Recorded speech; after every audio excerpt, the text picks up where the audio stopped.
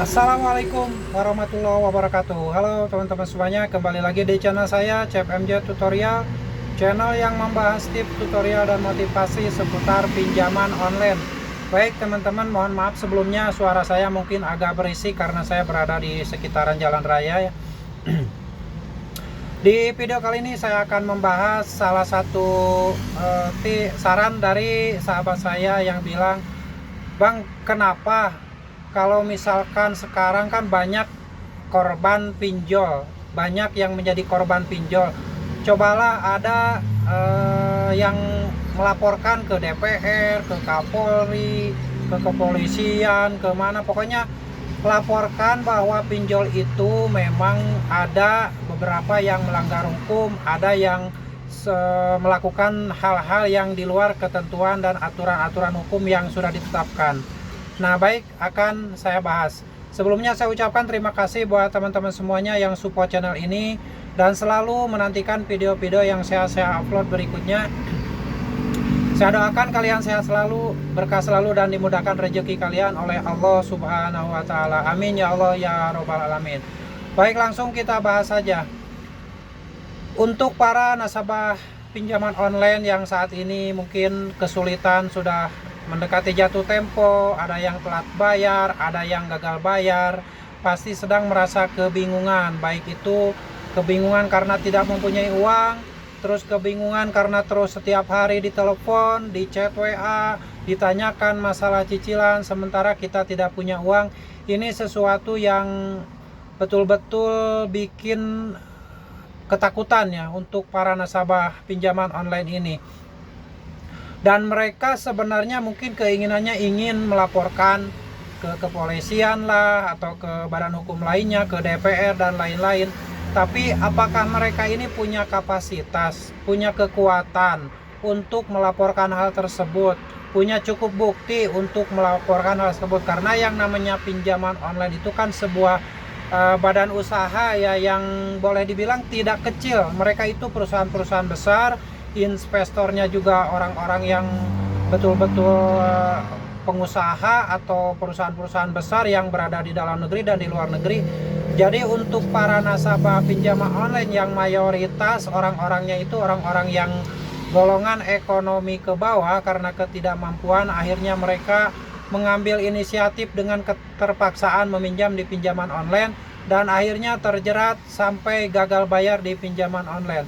Jadi untuk melaporkan ke ranah DPR, ke Kapolri, ke kepolisian, ke badan hukum lainnya, mereka itu bukan tidak mau sebenarnya. Mungkin mereka bingung karena kan diperlukan bukti yang banyak, diperlukan kekompakan, diperlukan saksi yang kuat, diperlukan pokoknya diperlukan kekuatan untuk melaporkan hal-hal tersebut. Karena kalau hanya yang melapornya 1-2 orang di negara kita ini, ya boleh dibilang kalau memang kita tidak punya kekuatan, tidak punya cukup bukti, ya akan bingung juga. Karena apakah laporan kita itu ditanggapi atau tidak. Mungkin laporannya itu masuk, dibaca, tapi untuk diresponnya itu apakah bisa langsung ataukah lama dan sebagainya. Nah, itulah kendala yang dihadapi oleh nasabah pinjaman online yang mayoritas golongan ekonomi ke bawah.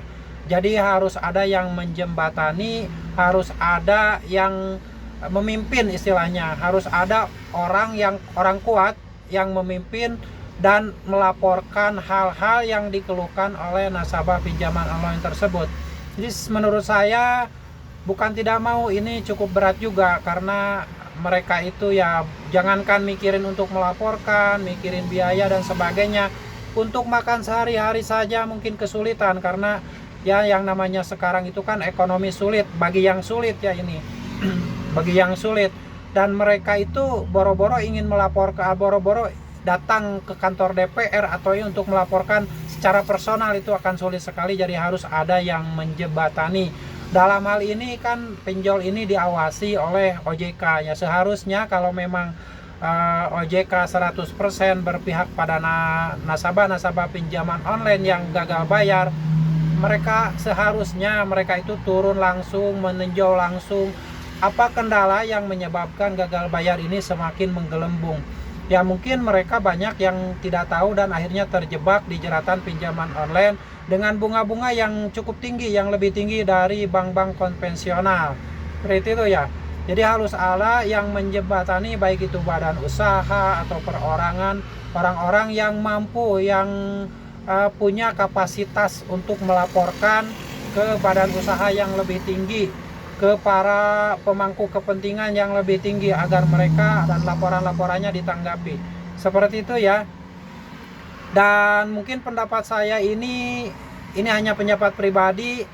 Buat kalian yang saat ini menonton video ini yang punya pendapat lain, punya asumsi lain, silakan berkomentar di kolom komentar. Nanti akan saya pertimbangan kembali, akan saya buat dibagikan ke teman-teman semuanya ya. Karena mungkin juga pendapat dari teman-teman semuanya yang di share di kolom komentar akan bermanfaat juga buat nasabah pinjaman online yang saat ini kesulitan, kebingungan harus seperti apa yang harus dihadapi. Mereka itu menghadapi chat WA dan telepon yang setiap detik masuk ke HP mereka itu sudah pusing sebenarnya. Jadi untuk melaporkan ke hal yang lebih tinggi itu bukan nggak mau sebenarnya, karena tidak mempunyai kapasitas, dan mereka harus ada yang menjembatani untuk bisa nanti bermusyawarah bagaimana, apakah solusinya harus seperti apa, apakah ada cara lain agar gagal bayar ini tidak sampai terus berkelanjutan. Karena ini betul-betul yang mengakibatkan gagal bayar itu karena kesulitan ekonomi dan kekuatan untuk membayar, kekuatan ekonomi dari nasabah-nasabah ini sangat rendah sekali, sehingga mereka untuk memikirkan mencari nafkah untuk makan sehari-hari saja mungkin susah. Tapi karena ada tawaran-tawaran iklan yang banyak, baik itu di media sosial dan di berbagai platform manapun, tawaran-tawaran dari pinjaman online dengan iklan-iklan yang menggiurkan, ya mungkin ada yang tidak tahu akhirnya mencoba untuk meminjam di pinjaman online. Nah, setelah satu kali mencoba, karena kurang kemampuan untuk membayar, akhirnya terjerat dan menggali lubang tutup lubang. Dari situlah dimulainya gagal bayar yang berkepanjangan, yang meluas, yang menggelembung, sehingga saat ini banyak sekali orang yang gagal bayar di pinjaman online. Demikian. Jadi sekali lagi buat kalian yang mempunyai pengalaman seputar pinjaman online, yang punya kapasitas untuk bisa melaporkan ke badan hukum, ke pemerintah mengenai keluh kesah dari nasabah pinjaman online, silakan di share di kolom komentar. Mungkin ada teman-teman yang merasa termotivasi untuk bisa melanjutkan proses laporan tentang keluhan-keluhan dari nasabah pinjaman online tersebut. Karena sangat sulit sekali hukum di negara ini. Kadang rakyat kecil itu dibuat bingung sehingga mereka ragu, jangankan untuk melaporkan ke pemerintah, untuk memikirkan makan sehari-hari saja mereka sudah susah. Oke ya, demikian, semoga sharing ini bermanfaat. Dan buat kalian yang saat ini sedang gagal bayar, sedang telat bayar, kalian tetap semangat, kuatkan mental kalian. Apapun yang terjadi, hadapi saja. Jangan sampai kalian melakukan gali lubang tutup lubang di pinjaman online yang lain, karena itu akan menghancurkan hidup kalian selama-lamanya. Lebih baik kalian gagal bayar daripada hidup kalian hancur. Lebih baik kalian hancurkan pinjol daripada hancurkan diri sendiri. Oke ya, lebih baik kalian fokus saja mencari nafkah untuk mendapatkan rezeki yang banyak, untuk nafkah keluarga, dan bisa untuk melunasi hutang-hutang kalian semuanya. Semoga video ini menjadi motivasi buat kalian semuanya. Dan seperti biasa, sebelum video ini diakhiri, mari kita bermunajat kepada Allah, memohon ampun dengan beristighfar bersama-sama. Mari kita beristighfar berjamaah. Bismillahirrahmanirrahim.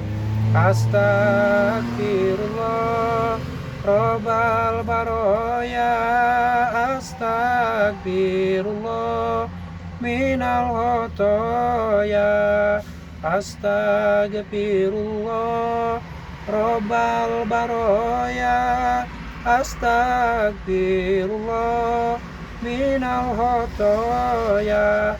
Amin ya Allah ya Robbal alamin. Semoga kita dibukakan pintu rezeki yang banyak, dibukakan pintu rezeki seluas-luasnya oleh Allah Subhanahu wa Ta'ala, dan tetap diberi kesehatan, keberkahan, kekuatan hati, kekuatan mental, kesehatan pikiran, agar kita tetap bisa menjalani hidup ini dengan normal.